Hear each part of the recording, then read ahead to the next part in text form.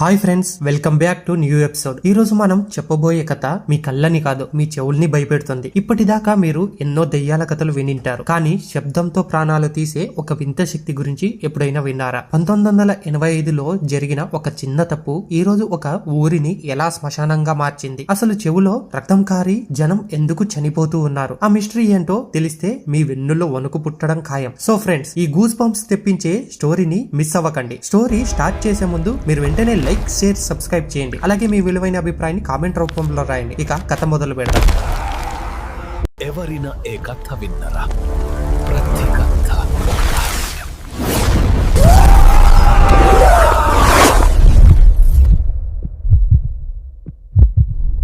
సమయం రాత్రి 2 గంటలు. ప్రదేశం రుద్రవరం గ్రామం. అది అమావాస్య రాత్రి కావడంతో ఆకాశంలో చంద్రుడు లేడు. కానీ ఆ ఊరి నడివొడ్డున మాత్రం ఆకాశాన్ని తాకేంత ఎత్తులో మంటలు ఎగిసి పడుతూ ఉన్నాయి. ఆ మంటల వెలుతురులో ఆ ఊరి జనాల కళ్ళల్లో పగ, భయం, క్రూరత్వం స్పష్టంగా కనిపిస్తున్నాయి. దాదాపు 100 మంది గ్రామస్తులు చేతిలో కాగడాలు పట్టుకొని ఒక పాడుబడ్డ మర్రి చెట్టుకి వేలాడదీసిన ఒక ముసలివాడిని చుట్టుముట్టారు. ఆ ముసలివాడి పేరు రాఘవయ్య. వయసు 70 దాటి ఉంటుంది.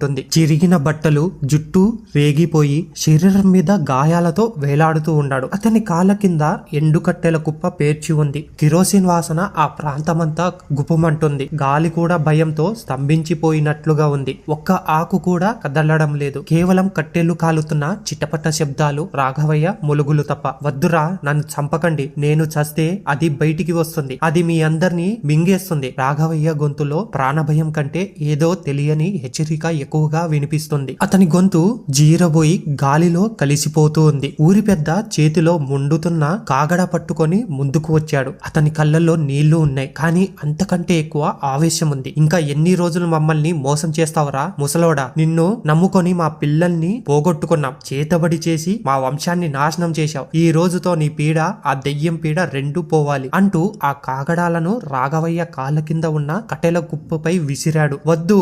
రాఘవయ్య అరుపు ఆకాశాన్ని చీల్చేసింది. మంటలు క్షణాల్లో రాఘవయ్య శరీరాన్ని చుట్టుముట్టాయి. చర్మం కాలుతున్న వాసన గాలిలో కలిసిపోయింది. కానీ విచిత్రం ఏమిటంటే మంటల్లో కాలుతున్న రాఘవయ్య ఏడవలేదు. అతని అరుపులు ఆగిపోయాయి. మంటల మధ్యలో నుంచి అతని కళ్ళు మాత్రం ఎర్రగా మెరుస్తూ జనాల వైపు చూశాయి. అతని పెదవుల మీద ఒక వింతైన భయంకరమైన నవ్వు వెలిసింది. వినండి, బాగా వినండి. నా చావుతో నిశ్శబ్దం రాదు, మరణ మృదంగం మోగుతుంది. మీ కర్ణబేరులు బద్దలయ్యే శబ్దం వస్తుంది. ఆ మాటలు పూర్తిగా బయటికి రాకముందే అతని గొంతులోకి నరాలు కాలిపోయాయి. శరీరం బూడిదగా మారి కుప్పకూలింది. జనం ఊపిరి పీల్చుకున్నారు. పీడ పోయిందని అనుకున్నారు, కానీ వారికి తెలియదు వాళ్ళు ఇప్పుడే అసలైన నరకానికి ద్వారాలు తెరిచారని. 3 నెలల తర్వాత. ప్రదేశం హైదరాబాద్. రుద్ర ఆఫీస్. సాయంత్రం 6 గంటలు. బయట జోరుగా వర్షం పడుతుంది. కిటికీ అద్దాల మీద వర్షపు చినుకులు జారి పడుతూ ఉన్నాయి. ఆ గదిలో లైటింగ్ చాలా తక్కువగా ఉంది. గోడల నిండా రకరకాల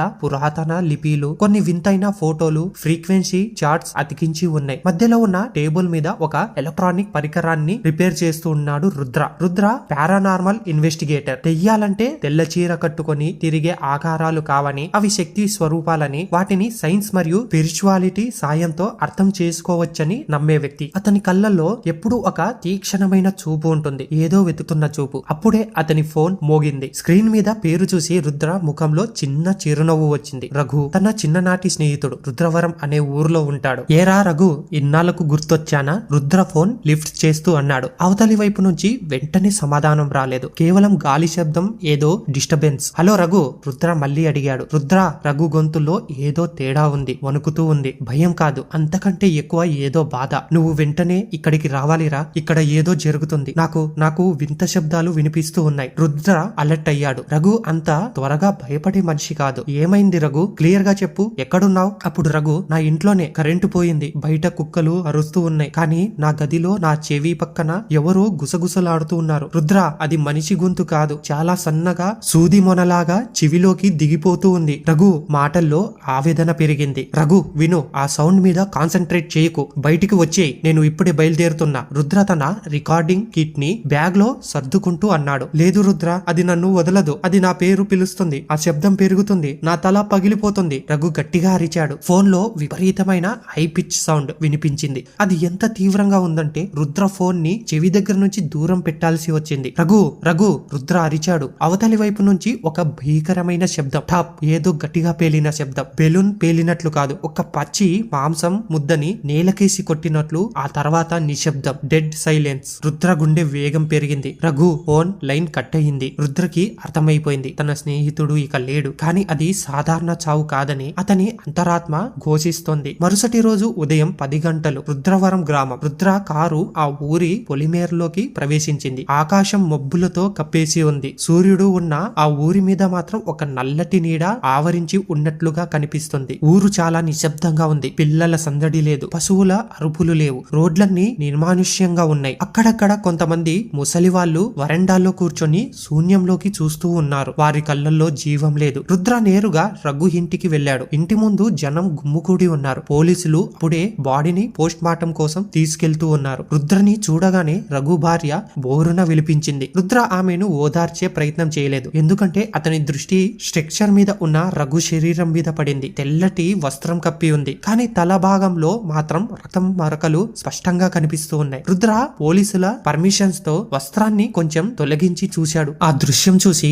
రుద్ర వంటి గట్టిగుండె ఉన్నవాడు కూడా ఒక క్షణం వణికిపోయాడు. రఘు 2 చెవుల నుంచి రక్తం దారగా కారి ఎండిపోయింది. కళ్ళు భయంతో పూర్తిగా తెరుచుకొని ఉన్నాయి. కానీ అత్యంత భయంకరమైన విషయం ఏమిటంటే అతని చెవి లోపల ఉండాల్సిన కర్ణబేరి కనిపించడం లేదు. అది పేలిపోయి మెడురులోని నరాలన్నీ బయటికి వచ్చినట్లుగా చిత్రమైపోయి ఉంది. బ్రెయిన్ హ్యామరేజ్ అని అనుకుంటున్నాం సార్, నరాలు చిట్లిపోయాయి, కానిస్టేబుల్ చెప్పాడు. రుద్ర మౌనంగా తలూపాడు. కానీ అతని మనసులో మాత్రం వేరే ఆలోచన నడుస్తుంది. బ్రెయిన్ హ్యామరేజ్ అయితే ముక్కులోంచి రక్తం వస్తుంది, లేదా లోపలే రక్తం గడ్డకడుతుంది. కానీ ఇలా చెవులు పేలిపోవడం, అది కూడా 2 చెవులు ఒకేసారి, ఇది సాధ్యం కాదు. ఇది ఎవరో లోపల నుంచి పేల్చినట్లు ఉంది, లేదా బయటి నుంచి తట్టుకోలేనంత శబ్దాన్ని పంపించి పేల్చినట్లు ఉంది. రుద్ర అక్కడి నుంచి రఘు గదిలోకి వెళ్ళాడు. గది అంతా చిందరవందరగా ఉంది. కింద పగిలిపోయిన ఫోన్ ముక్కలు ఉన్నాయి. రుద్ర తన జేబులో నుంచి EMF మీటర్ తీశాడు. దాన్ని ఆన్ చేయగానే మీటర్ ముళ్ళు విపరీతంగా కొట్టుకోవడం మొదలుపెట్టింది. అక్కడ ఇంకా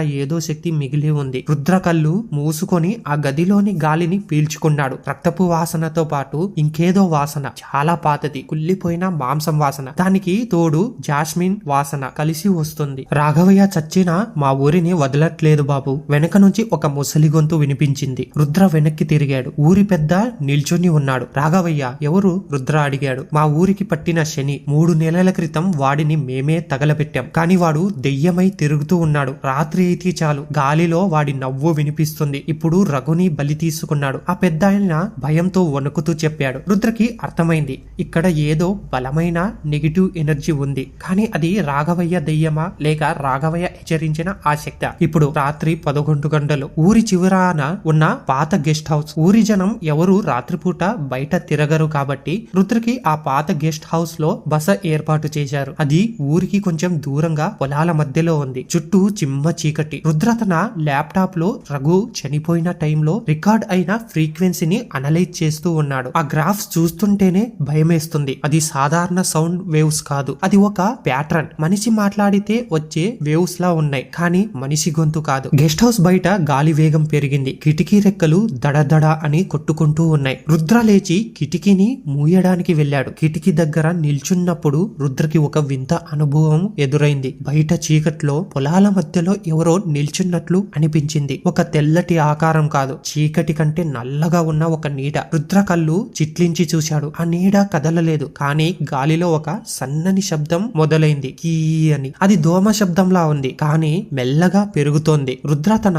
చేతిలోని రికార్డర్ ని ఆన్ చేశాడు. మీటర్ లో రీడింగ్స్ రెడ్ జోన్ కి వెళ్లిపోయింది. ఆ శబ్దం ఇప్పుడు గది లోపల వినిపిస్తూ ఉంది. రుద్ర చుట్టూ తిరుగుతున్నట్లుగా నన్ను చూడు, నన్ను చూడు అన్నట్లుగా ఆ శబ్దం మారుతుంది. సడన్ గా కిటికీ అద్దం మీద గీక్ మని ఎవరో గోళ్లతో గీసిన శబ్దం వచ్చింది. ఆ శబ్దం ఎంత భయంకరంగా ఉందంటే రుద్ర పళ్ళల్లోంచి జివ్వుమని లాగింది. రుద్ర వెనక్కి తగ్గాడు. కిటికీ అద్దం మీద బయటి వైపు నుంచి కాదు, లోపల వైపు నుంచి ఒక చెయ్యి ముద్ర పడింది. ఆ ముద్ర మనిషిది కాదు. వేళ్లు చాలా పొడవుగా సన్నగా ఉన్నాయి. ఆ ముద్ర పడిన చోట అద్దం పగుళ్ళు ఇవ్వడం మొదలు పెట్టింది. ఆ గదిలో ఉష్ణోగ్రత ఒక్కసారిగా పడిపోయింది. రుద్రకి తన వెనకాల ఎవరో నిల్చొని ఊపిరి పీలుస్తున్న శబ్దం వినిపించింది. వినిపించింది. చాలా దగ్గరగా తన మేడ మీద వేడి గాలి తగులుతోంది. రుద్ర నెమ్మదిగా వెనక్కి తిరిగాడు. అక్కడ ఎవరు లేరు. కానీ నేల మీద దుమ్ములో అప్పుడే వేసిన చిన్న పిల్లల అడుగుల ముద్రలు కనిపిస్తూ ఉన్నాయి. ఆ అడుగులు కిటికీ దగ్గర నుంచి రుద్ర మంచం వైపు వెళ్తూ ఉన్నాయి. ఆ నిశ్శబ్దంలో